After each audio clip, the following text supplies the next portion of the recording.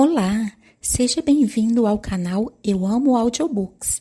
A leitura de hoje é 20.000 Léguas Submarinas, pelo autor Júlio Verne. Mas antes de começar essa leitura, se inscreva no canal e ative o sininho. 20.000 Léguas Submarinas, por Júlio Verne. Primeira parte. O Homem das Águas, capítulo 1. O ano de 1866 foi assinalado por um acontecimento estranho. Havia já algum tempo que vários navios vinham encontrando nos mares uma coisa enorme, um objeto comprido em forma de fuso, às vezes rodeado por uma espécie de fosforescência, muito mais corpulento e rápido do que uma baleia. Os relatos sobre esses encontros, registrados nos diários de bordo, coincidiam perfeitamente nos pormenores da estrutura do objeto, ou do ser em questão. Relatavam a espantosa mobilidade de sua movimentação, a sua surpreendente força de deslocação, e falavam da vida especial de que ele parecia dotado. Negociantes, armadores, capitães de navios, mestres e contramestres da Europa e da América, oficiais das marinhas de guerra de todos os países e os governantes das diversas nações dos dois continentes andavam seriamente preocupados com o fenômeno. Que ele existia era um fato incontestável. Com o pendor do cérebro humano para o maravilhoso, será fácil compreender-se a sensação suscitada em todo o mundo por esse aparecimento sobrenatural. A 20 de julho de 1866, o vapor Governor Higginson havia encontrado o objeto em questão, a 5 milhas a leste das costas da Austrália. À primeira vista, o capitão Baker julgou ver um escolho desconhecido. Dispunha-se a determinar a sua situação exata, quando 2 colunas de água projetadas pelo inexplicável objeto ergueram-se nos ares a quase 20 metros de altura. Portanto, a menos que o escolho estivesse sujeito às erupções intermitentes de um geyser, o governo Higginson tinha se encontrado com algum mamífero aquático até então desconhecido, que expelia pelas ventas colunas de água misturada com vapor e ar. No dia 23 de julho do mesmo ano, no Pacífico, foi observado fato semelhante pelo navio Cristobal Colon. Assim, esse extraordinário cetáceo podia deslocar-se de um sítio para o outro com uma velocidade surpreendente, uma vez que, com um intervalo de 2 dias, os navios o tinham visto em 2 pontos geográficos afastados entre si mais de 700 léguas marítimas. 2 semanas depois, a 2.000 léguas de distância, o Helvetia e o Shannon, cruzando-se na zona do Atlântico compreendida entre os Estados Unidos e a Europa, deram conhecimento um ao outro de terem avistado um monstro, a 42 graus e 15 de latitude norte e 60 graus e 35 de longitude do meridiano de Greenwich. Através dessa observação simultânea, foi possível avaliar o comprimento mínimo do mamífero em mais de 106 metros, uma vez que o Shannon e o Helvetia eram de dimensões inferiores a ele, embora medissem 100 metros da proa à popa.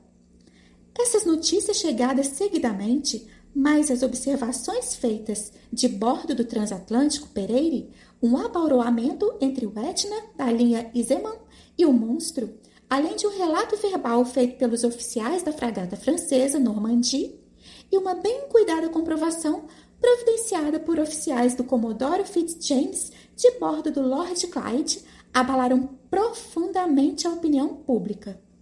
A 5 de março de 1867, o Moravian da Montreal Ocean Company, encontrando-se a 270 graus e 30 de latitude e a 720 graus e 15 de longitude, abauroou por este bordo com um rochedo não assinalado em qualquer mapa daquelas paragens.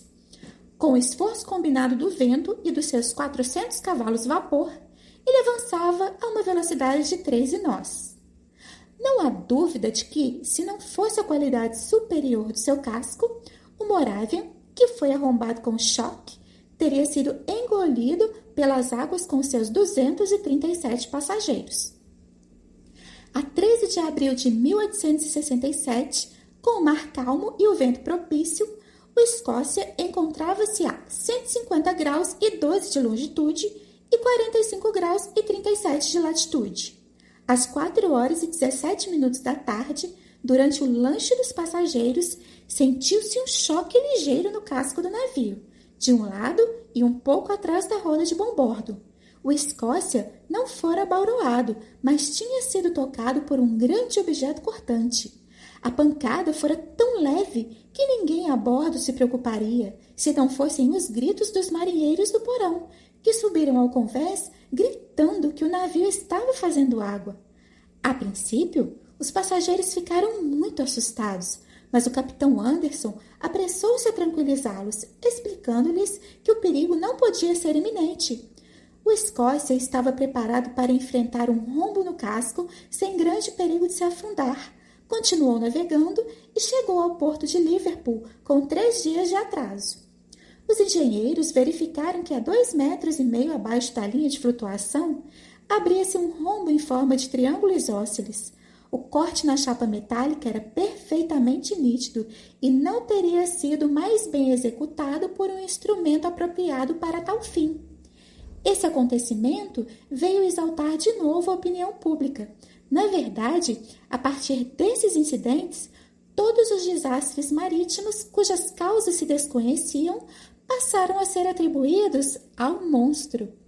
As comunicações entre os diversos continentes tornaram-se cada vez mais perigosas, levando o público a exigir categoricamente que os mares fossem libertados a todo custo desse terrível cetáceo. Capítulo 2.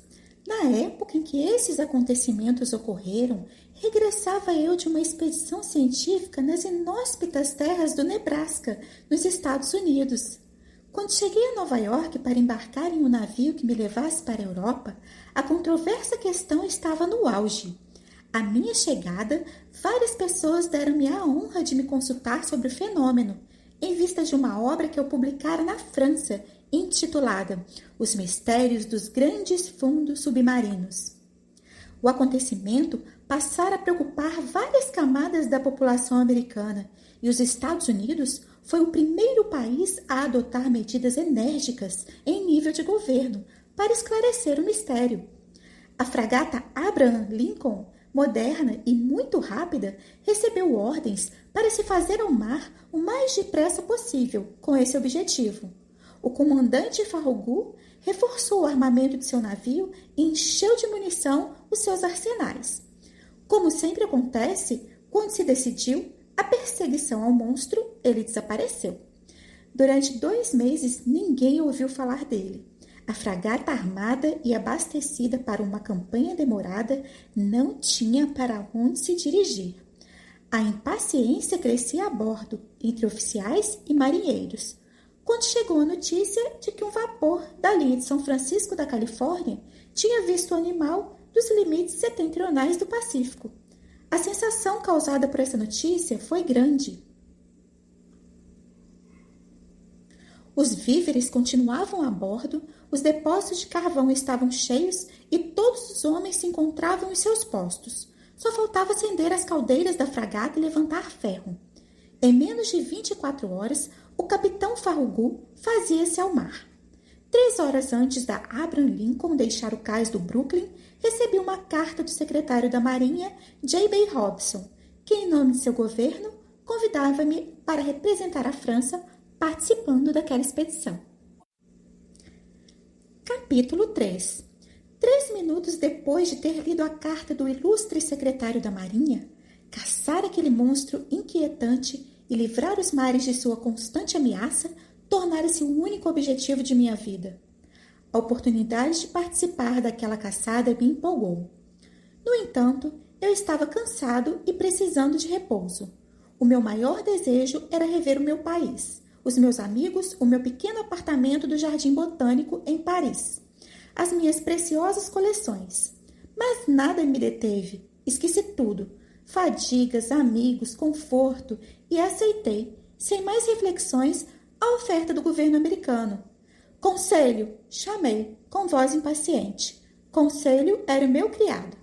Tratava-se de um rapaz dedicado que me acompanhava em todas as minhas viagens, apto para todo serviço e que, apesar de seu nome, nunca dava conselhos mesmo quando não lhe eram pedidos. Era uma excelente e honesta criatura. Conselho, chamei-o de novo, começando os meus preparativos para a viagem, com grande agitação. Prepare-se, meu rapaz, partimos dentro de 2 horas.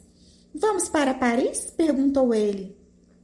Sim, certamente, mas dando uma volta primeiro, respondi. Daremos a volta que o senhor quiser, concordou o criado. Não será uma grande volta. Trata-se de um caminho menos direto. Vamos embarcar na Abraham Lincoln. Se é sua decisão, para mim é a melhor, senhor, disse ele. Vou lhe dizer a verdade, meu rapaz. Trata-se do monstro marinho. Vamos livrar os mares da sua presença. O autor de uma obra importante sobre os mistérios dos grandes fundos submarinos não poderia deixar de embarcar com o capitão Farragut. Missão gloriosa, mas perigosa também. Não sabemos para onde vamos. Esses animais são seres caprichosos. Mas ainda assim, vamos. Temos um comandante que não tem medo de nada. O que o senhor fizer, eu também farei, disse ele. 1/4 de hora depois, as nossas malas estavam prontas. Em poucos minutos chegávamos ao cais. As chaminés de Abraham Lincoln soltavam na atmosfera torrentes de fumaça negra.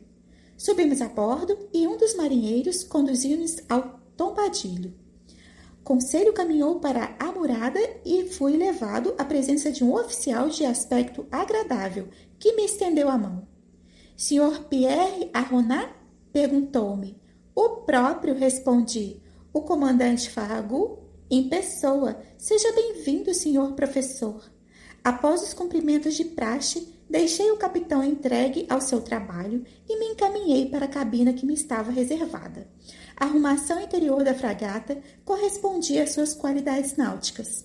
Fiquei muito satisfeito com o meu alojamento, situado a ré e comunicando-se com a sala dos oficiais. Deixei Conselho a arrumar convenientemente as nossas coisas e subi à coberta a fim de assistir aos preparativos da partida. Às 8 horas da tarde, navegávamos a todo vapor nas sombrias águas do Atlântico. Capítulo 4. O comandante Farragut era um marinheiro muito experiente, digno da fragata que dirigia. Navio e comandante eram um só, sendo este a alma daquele. Sobre a existência real do cetáceo gigante, o comandante Farragut não tinha a menor dúvida e não permitia que os seus homens pensassem diferente dele. A tripulação observava os mares com escrupuloso cuidado, cada homem querendo ganhar a soma de $2.000 prometida para aquele que, grumete ou marinheiro, mestre ou oficial, avistasse o monstro primeiro. Por isso, todos forçavam os olhos a bordo da Abraham Lincoln. A fragata não faltava nenhum meio de destruição, mas ainda tinha mais. Entre a sua tripulação encontrava-se Ned Land, homem conhecido como o rei dos arpoadores. Ned Land era um canadense de destreza pouco comum, sem rival no seu perigoso mister. Agilidade, sangue frio, audácia e esperteza eram qualidades que ele possuía em elevado grau, e seria preciso uma baleia muito manhosa ou um cachalote particularmente astucioso para escapar ao seu arpão. Entretanto, ele era o único homem a bordo que não acreditava na existência do fabuloso cetáceo, deixando de participar da convicção geral. Resolvi conversar com ela sobre o assunto. Numa magnífica noite, a 30 de julho, isto é, 3 semanas depois de nossa partida de Nova York, encontrava-se a fragata nas alturas do Cabo Branco, 30 milhas a sotavento das costas da Patagônia. Tínhamos ultrapassado o Trópico de Capricórnio e o Estreito de Magalhães. Situava-se a menos de 700 milhas para o sul. Dentro de 8 dias, a fragata estaria navegando em águas do Pacífico. Ned, como pode estar convencido de que o narval que vamos caçar não existe? Tem razões particulares para proceder assim? O arpoador olhou-me durante alguns instantes em silêncio. Bateu na testa com a mão, gesto que lhe era peculiar. Fechou os olhos, como que para refletir, e disse: É possível que eu tenha, Sr. Aronnax.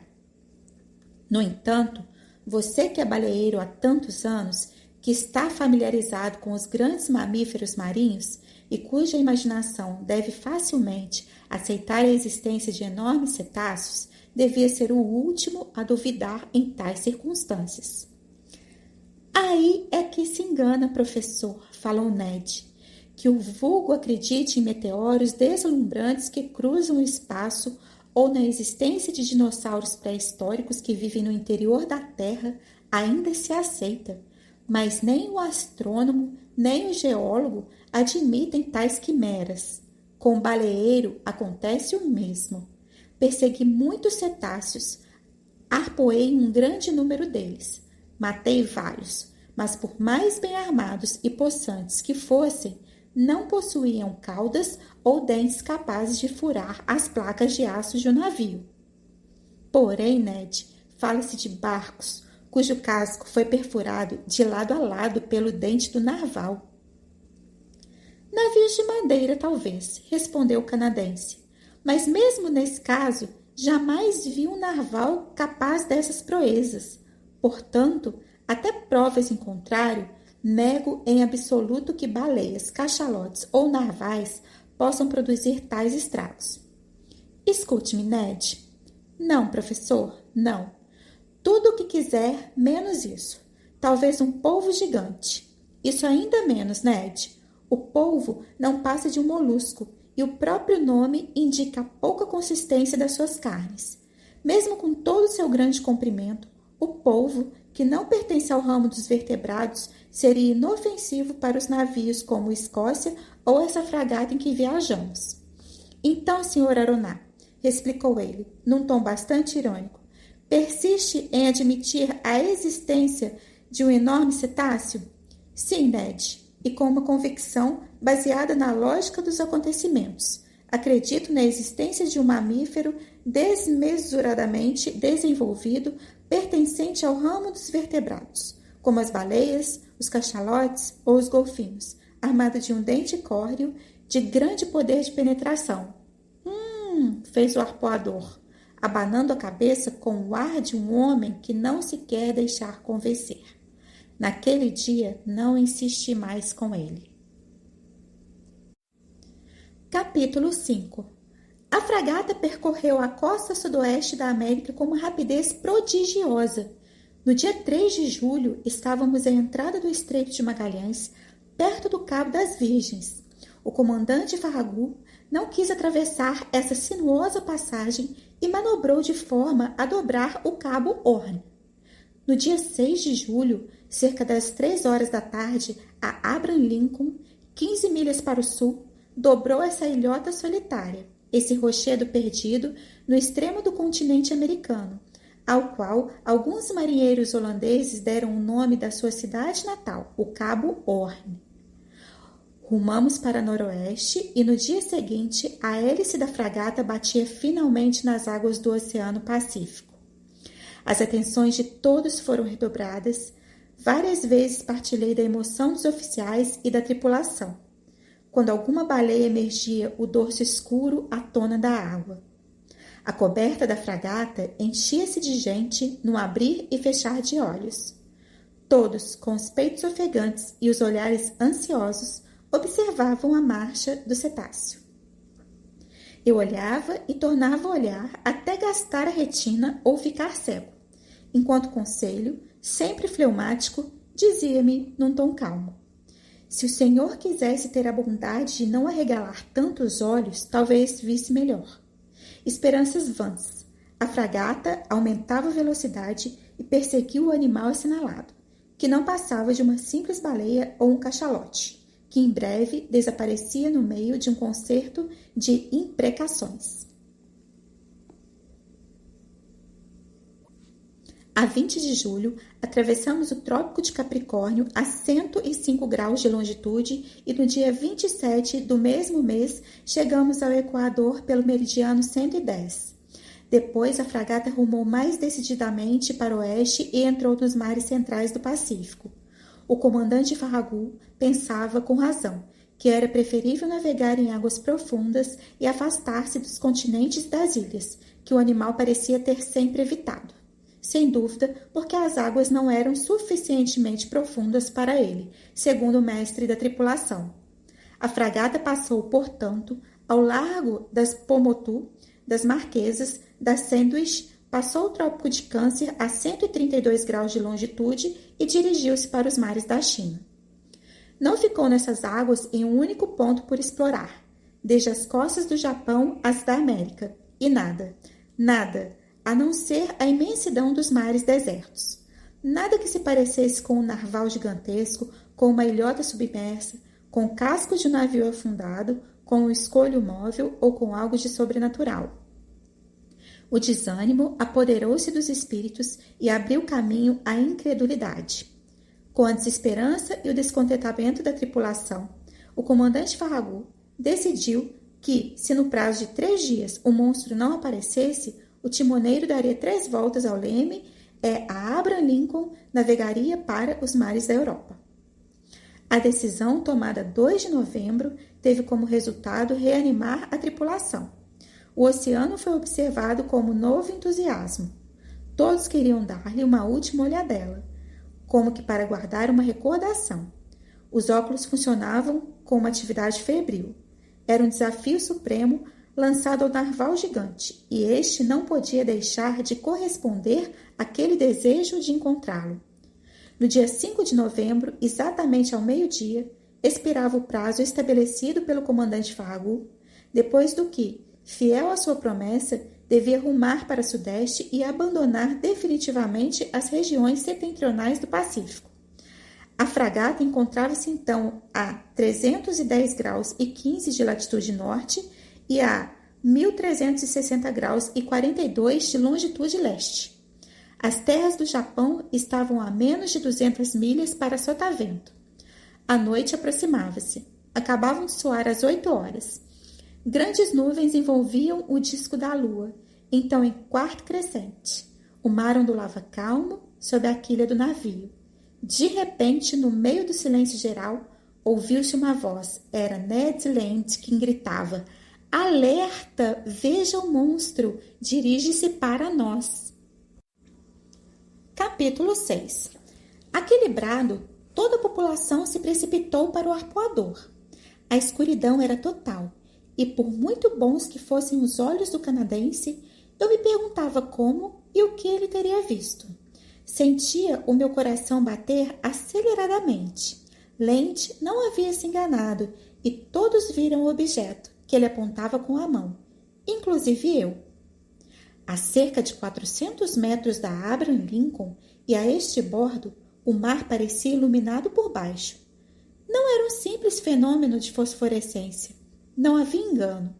Do monstro, submerso a alguns metros da superfície, emanava aquele brilho intenso e inexplicável, mencionado em vários relatos de capitães que o tinham visto. O comandante havia mandado parar a fragata. Não passa de uma aglomeração de moléculas fosforescentes, opinou um dos oficiais. Não, senhor, repliquei com convicção, e um brilho de natureza essencialmente elétrica. Desloca-se, move-se para frente e para trás, dirige-se para nós. Um grito de muitas vozes fez-se ouvir na fragata. Silêncio, ordenou o capitão. Virar para barlavento a toda velocidade, comandou enérgico. Os marinheiros correram para o leme e os maquinistas para a casa de máquinas. A Abraham Lincoln virou para bombordo e descreveu um semicírculo. "O leme à direita a todo vapor", gritou o comandante. Essas ordens foram executadas e a fragata afastou-se rapidamente do foco luminoso. Na verdade, ela tentou se afastar, mas o enigmático animal aproximou-se com uma velocidade dupla da sua. Todos a bordo não podíamos nem respirar. A estupefação, mais do que o medo, mantinha-nos mudos e imóveis. O animal ultrapassava-nos com a maior facilidade. Deu uma volta à fragata, que navegava 14 nós, e a envolveu com a sua claridade elétrica, como se fosse uma poeira luminosa. Depois, afastou-se 2 ou 3 milhas, deixando um rasto fosforescente comparável aos turbilhões de vapor que lança a locomotiva de um expresso. De repente, Dos obscuros limites do horizonte onde se encontrava, o monstro avançou para Abraham Lincoln com aterradora velocidade. Parou bem próximo de nós e se apagou sem mergulhar nos abismos profundos. O seu brilho não sofreu um desaparecimento gradual, mas repentino, como se a fonte do seu brilhante eflúvio se tivesse cerrado. Depois, reapareceu do outro lado da fragata, rodeando-a ou passando-lhe por baixo do casco. Apesar de acompanhar cada movimento, não pudemos ver a sua manobra. Entretanto, eu me surpreendia com os movimentos da fragata. Ela fugia em vez de atacar. Era perseguida em vez de perseguir. Falei sobre isso com o comandante Farragut. O seu rosto, habitualmente impassível, estava dominado por uma surpresa indefinível.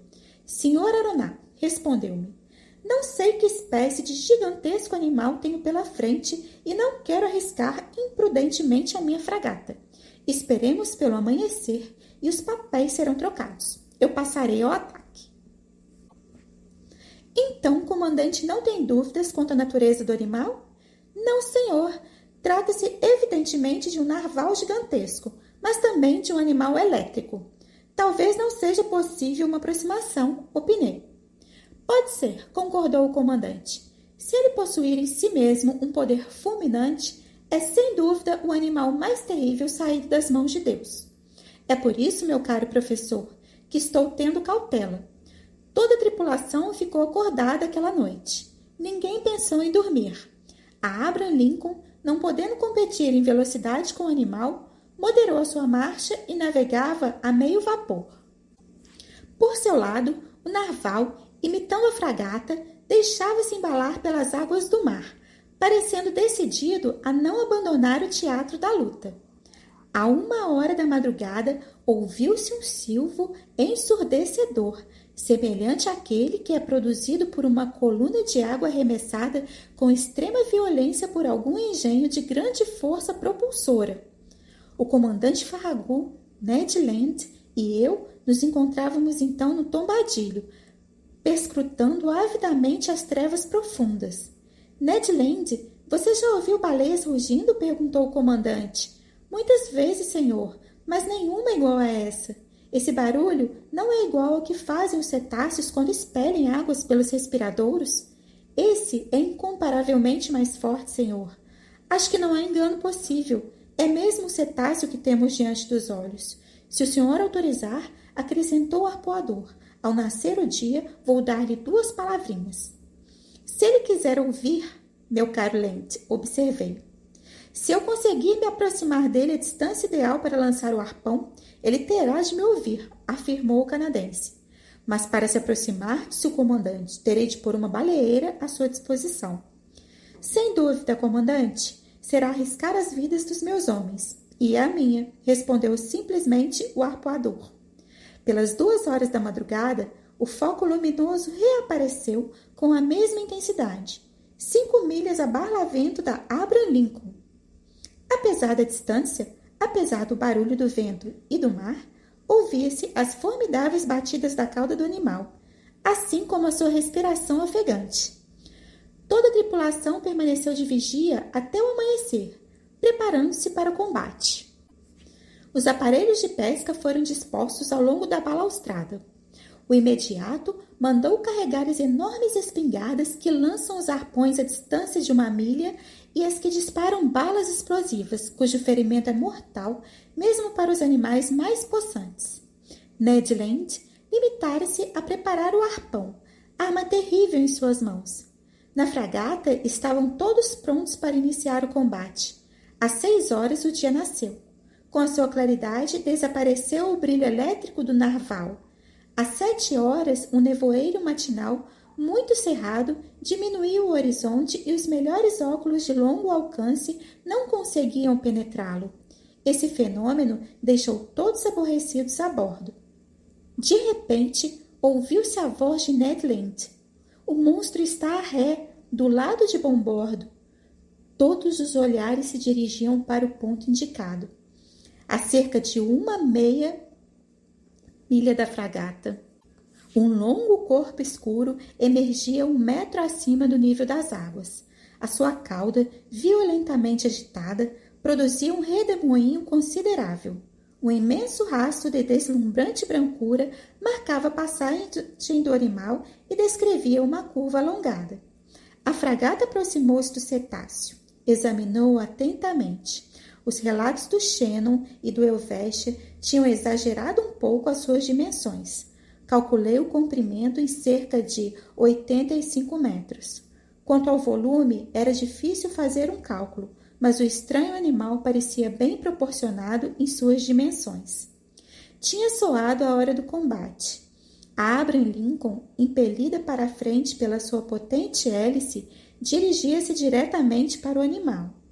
Ele a deixou aproximar-se com a maior indiferença, até uma distância de 100 metros. Depois, não querendo dar-se o trabalho de mergulhar, fez como se pretendesse fugir e continuou a manter a distância que lhe convinha da fragata. Essa perseguição prolongou-se por 45 minutos, sem que ganhássemos sequer 1 metro ao cetáceo. Era evidente que a continuar naquele jogo nunca o apanharíamos.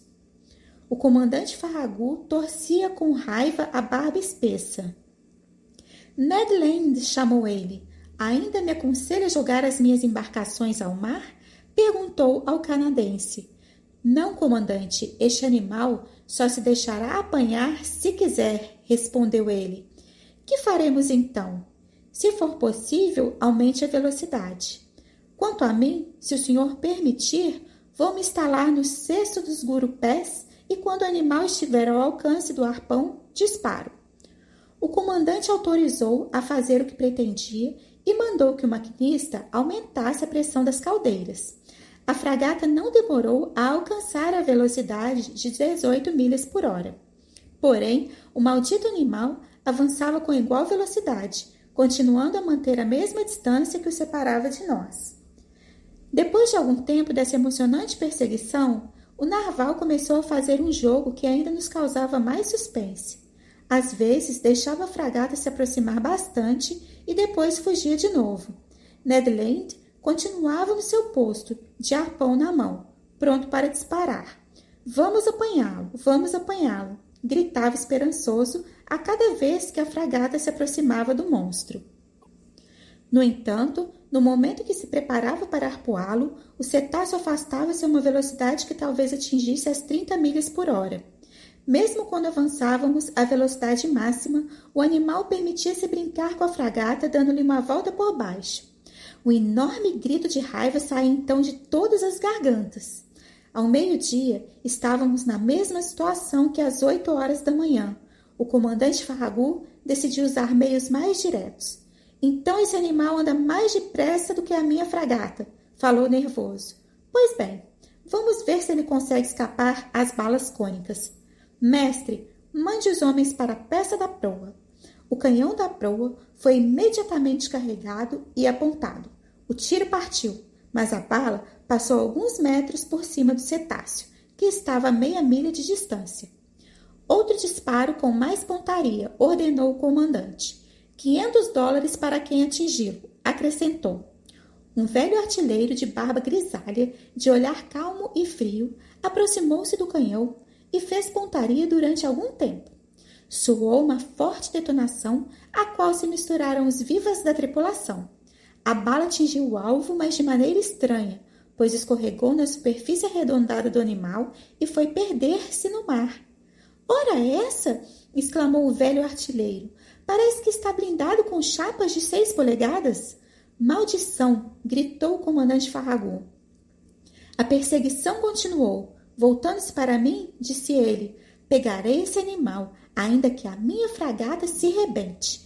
Temos que pegá-lo, comandante, animei-o. Era de esperar que o animal se esgotasse e não fosse indiferente à fadiga, mas isso não aconteceu. As horas passaram sem que ele desse qualquer sinal de cansaço. A Abraham Lincoln lutava com infatigável tenacidade. Calculo que tenha percorrido mais de 500 quilômetros ao longo daquele fatídico dia 6 de novembro, mas a noite chegou e envolveu em sombras o mar encapelado. Pensei que fosse a nossa expedição que não havia chegado ao fim e que nunca mais veríamos aquele animal fantástico. Enganei-me. Quase às 11 horas da noite, a luminosidade elétrica reapareceu a 3 milhas a barlavento da fragata, tão pura e tão intensa como na noite anterior. O narval parecia estar imóvel, talvez fatigado, deixando-se vogar ao sabor das ondas. Era uma oportunidade que o comandante Farragut resolveu aproveitar. Deu as suas ordens a Abraham Lincoln, avançou a baixa velocidade, prudentemente para não acordar o adversário. Desligou as caldeiras a cerca de 300 metros do animal e se pôs à deriva. Ninguém respirava a bordo. Reinava um silêncio profundo na coberta. Estávamos a menos de 40 metros do foco ardente, cujo brilho aumentava e nos ofuscava os olhos. Nesse momento, vi Ned Land encostado ao cabo do castelo de proa segurando um arpão. Menos de 7 metros o separavam do animal. De repente, ele estendeu o braço com toda a força e o arpão foi lançado. Ouvi o choque sonoro da arma que parecia ter se embatido num corpo duro. O foco elétrico apagou-se subitamente e 2 enormes trombas de água abateram-se sobre a coberta da fragata, deslizando como uma torrente, de proa a proa, derrubando os marinheiros e quebrando os mastros. Deu-se um embate terrível. Pego de surpresa, não consegui me segurar e fui lançado por cima da amurada. Caí ao mar. Capítulo 7. Embora tivesse sido surpreendido por essa queda inesperada, conservei minha presença de espírito. O mergulho na água não me fez perder o controle de minhas ações. Com 2 vigorosos impulsos, voltei à superfície. O meu primeiro reflexo foi tentar localizar a fragata. As trevas eram profundas. Descortinei uma massa negra que desaparecia para leste e cujos focos de luz se desvaneciam no horizonte. Era a fragata e eu me senti perdido. Com braçadas desesperadas, nadei na direção dela, gritando por socorro. As minhas roupas me atrapalhavam, colando-se ao meu corpo e me impedindo os movimentos. Afogava-me, sufocava. Minha boca se enchia de água. Debatia-me arrastado para o abismo. Já me desesperava de fazer mais qualquer esforço, quando me senti agarrado por uma mão vigorosa que me levou de volta à tona. Se o Senhor fizer o favor de se apoiar no meu ombro, nadará muito mais à vontade. Reconheci a voz de meu fiel criado e me agarrei ao braço dele.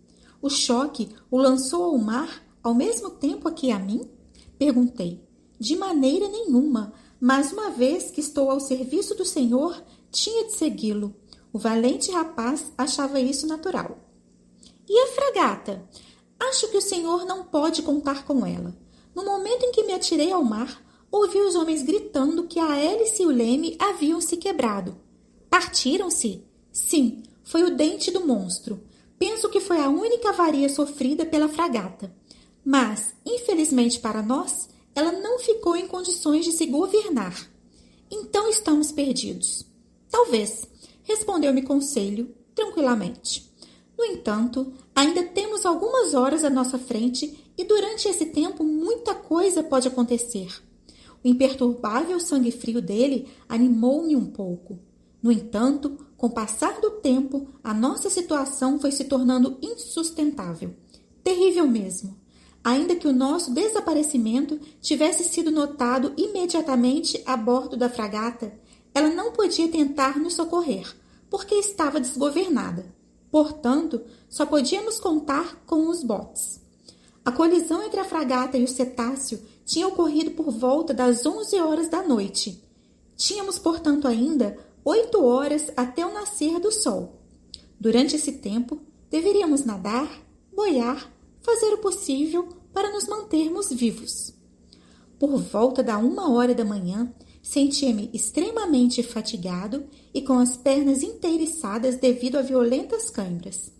Conselho foi obrigado a suster-me e passou a ser o único responsável pelo nosso salvamento. Mas não demorou muito para que eu notasse o seu cansaço e concluísse que ele não poderia aguentar aquela situação por mais tempo. Deixe-me, falei-lhe. Abandonar o Senhor? Nunca farei isso, afirmou.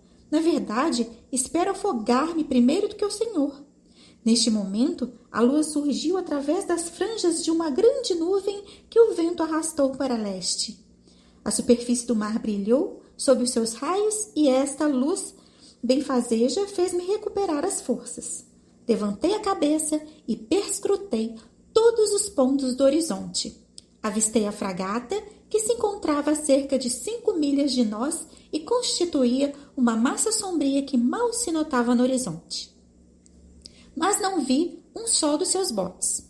Conselho, embora eu não visse nenhuma utilidade naquilo, gritou por socorro algumas vezes. Suspendemos os movimentos e nos pusemos à escuta. Podia ter sido um desses zumbidos originados pelo espírito oprimido. Mas a verdade é que me pareceu ouvir um grito respondendo ao apelo do meu criado. Ouviste? Perguntei a ele. Sim, ouvi. Conselho lançou mais um grito de socorro.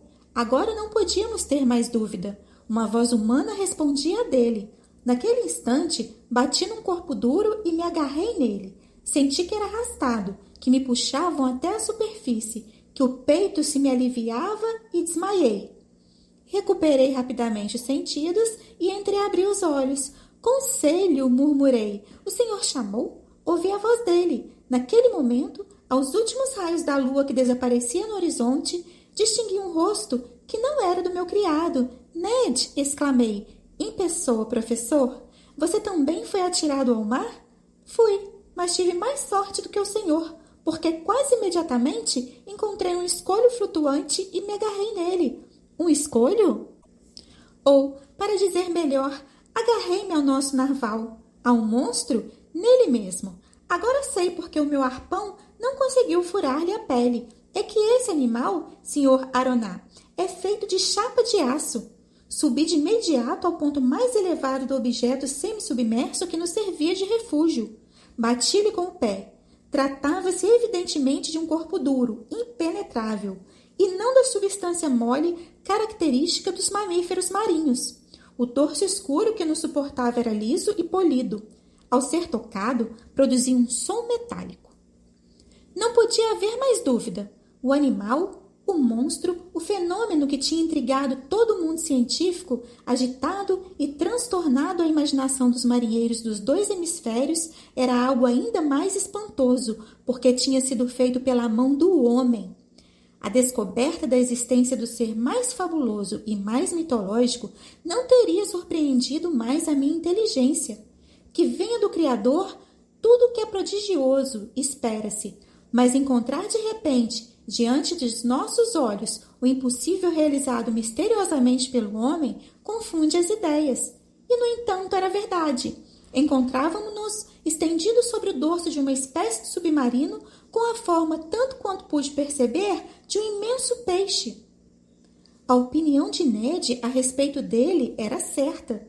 Conselho e eu fomos obrigados a concordar com ele que o animal era feito de chapa de aço. Mas então, disse eu, esse aparelho deve encerrar um mecanismo de locomoção e uma tripulação para manobrá-lo. Evidentemente, respondeu o arpoador, embora haja mais ou menos 3 horas que estou aqui e ainda não vi sinal de vida nele. Ainda não se moveu? Não, Sr. Aroná. Deixa-se embalar ao sabor das ondas, mas não se move. No entanto, sabemos que ele é dotado de grande velocidade. Ora, como é preciso um motor para produzir tal velocidade e um maquinista para dirigir, concluo que estamos salvos. Fez Ned Land com certa reserva. Naquele momento, e como que para dar razão aos meus argumentos, produziu-se um turbilhão na ré do estranho aparelho, cujo propulsor era evidentemente uma hélice, e ele se pôs em movimento. Só tivemos tempo de nos agarrarmos à parte superior que submergiu cerca de 80 centímetros. Felizmente, a sua velocidade não era excessiva. Enquanto navegar a superfície, tudo vai bem, falou Ned Land. Mas, se resolver a mergulhar, a minha pele não vale 1 centavo. Era, pois, urgente que nos comunicássemos com quem quer que estivesse no interior daquela máquina. Procurei uma abertura na superfície, mas as linhas das cavilhas, solidamente achatada na junção das folhas, eram contínuas e uniformes. Por outro lado, A lua desapareceu naquele momento, deixando-nos na mais completa escuridão. Tínhamos de esperar pelo nascer do dia para tentarmos entrar naquele barco submarino. Por volta das 4 horas da madrugada, a velocidade do aparelho aumentou. A muito custo, resistimos àquele vertiginoso andamento, pois as ondas batiam-nos em cheio. Ned encontrou uma grande argola fixa na parte superior do casco e nos agarramos a ela. Enfim, o dia rompeu. Fomos envolvidos pelas brumas matinais que não tardaram a dissipar-se. Preparava-me para proceder a um exame atento do casco, que formava na parte superior uma espécie de plataforma horizontal, quando o senti submergindo. Com 1000 diabos, gritou Ned Land, batendo com o pé no casco. Abram, seus marinheiros pouco hospitaleiros. Porém, era difícil que o ouvissem no meio dos ruídos produzidos pelo barulho da hélice. Felizmente, o movimento de imersão parou. De repente, ouvimos o som de manuseamento de ferros no interior do barco. Abriu-se uma chapa e surgiu um homem, que desapareceu imediatamente, assim que nos viu. Instantes depois, apareceram 8 robustos marinheiros, com os rostos cobertos, que nos levaram para o interior da sua formidável máquina. Capítulo 8. A ação deles a nosso respeito foi brutal e rápida. Nem eu e nem meus companheiros tivemos tempo de ver o que estava se passando. Ao ser introduzido naquela prisão flutuante, senti um calafrio percorrer-me todo o corpo. Quem seria aquela gente? Sem dúvida, seriam piratas de unir nova espécie, que exploravam os mares à sua maneira. Assim que a estreita abertura se fechou atrás de nós, ficamos envolvidos pela mais profunda escuridão. Os meus olhos, habituados à claridade exterior, nada conseguiam distinguir. Senti os meus pés nus descerem os degraus de uma escada de ferro. Ned Land e Conselho seguiam-me seguros pelos homens estranhos. No fundo da escada, abriu-se uma porta que se fechou imediatamente após sermos empurrados através dela. Estávamos prisioneiros. Onde? Não podíamos nem imaginar. Tudo era escuro, mas de um escuro tão absoluto que, passados alguns minutos, os meus olhos ainda não tinham vislumbrado nenhum desses raios intermitentes que flutuam nas noites mais profundas. Ned Land começou a ficar afobado e passou a dizer impropérios contra os nossos carcereiros. Não se exalte, Ned, aconselhei-o. Pode gravar a nossa situação com esses excessos inúteis. Devem estar nos ouvindo. Tentemos saber onde estamos. Comecei a tatear à minha volta. Dei alguns passos e esbarrei no que me pareceu ser uma parede de ferro feita de grandes chapas cavilhadas. Ao me virar, bati numa mesa de madeira, junto da qual se encontravam uns bancos alinhados. O soalho da nossa sala estava coberto por uma esteira que abafava o ruído dos passos. As paredes nuas não revelavam o mínimo vestígio de porta ou de janela. Conselho, fazendo uma meia volta em sentido inverso, foi juntar-se a mim, e nos reunimos no meio daquela cabina que devia ter uns 6 metros de comprimento por 3 de largura. Quanto à sua altura, embora fosse um homem alto, Ned Land não conseguia alcançar-lhe o teto. Decorria meia hora sem que a situação se alterasse. Passamos de repente da mais profunda escuridão para a claridade mais intensa. A nossa prisão foi subitamente iluminada e ficou tão claro o ambiente que quase não pude suportar-lhe o brilho. Pela intensidade de sua claridade, reconheci a luz elétrica que produzia à volta do submarino aquele deslumbrante fenômeno de fosforescência. Depois de ter cerrado as pálpebras involuntariamente, quando as abri de novo, vi que a luz provinha de uma espécie de globo despolido preso na parte superior da sala. Pouco tempo depois que a luz foi acesa, escutamos um ruído de ferrolhos e a porta abriu-se, aparecendo 2 homens. Um deles era um indivíduo comum. Quanto ao outro, merece uma descrição mais pormenorizada. Reconhecia-se facilmente as suas qualidades dominantes, confiança em si próprio, porque a cabeça se erguia com nobreza sobre o arco formado pela linha dos seus ombros e os olhos negros refletiam segurança. Era um homem calmo, pois a sua pele, mais pálida do que corada, deixava transparecer a tranquilidade do sangue. Era um indivíduo enérgico e demonstrava isso pela rápida contração dos músculos superciliares. E, finalmente, era um ser corajoso, porque a sua respiração profunda denotava grande expansão vital. Acrescentarei que aquele homem era arrogante, que o seu olhar firme e calmo parecia refletir os mais altos pensamentos, e que de todo este conjunto, da homogeneidade das expressões, dos gestos do corpo e do rosto, ressaltava uma indiscutível franqueza. Senti-me involuntariamente tranquilo e antevi algo de bom em sua presença. Quanto à sua idade, eu não poderia dizer se tinha 35 ou 50 anos. Sua estatura era alta, testa ampla, nariz aquilino, a boca nitidamente desenhada, os dentes magníficos, as mãos finas e alongadas.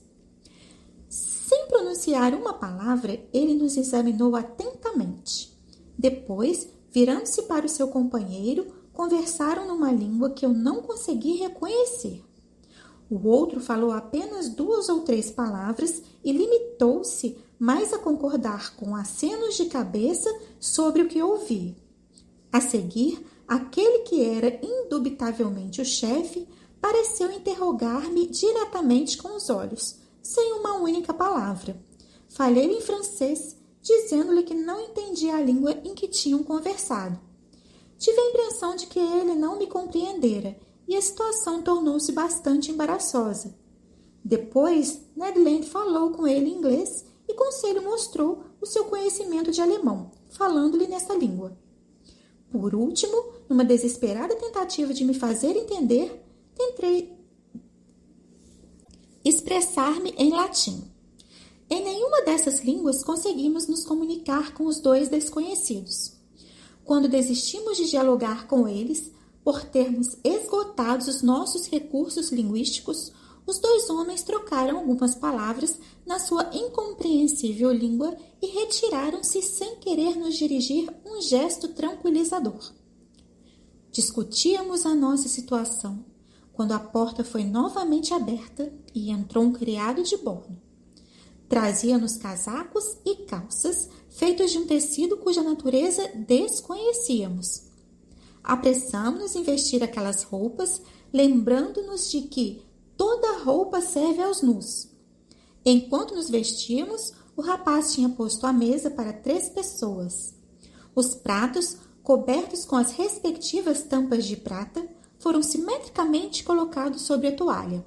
Tomamos lugar à mesa. Entre as iguarias que nos foram servidas, reconheci diversos peixes requintadamente cozidos, mas quanto aos outros pratos, aliás, excelentes, não fiquei sabendo do que se tratava. Todos os utensílios de que nos servirmos tinham uma letra encimada por uma divisa. Mobilis in mobile N, móvel em elemento móvel. Essa divisa aplicava-se com justeza àquele barco submarino. A letra N seria certamente a inicial do nome da enigmática personagem que comandava o navio.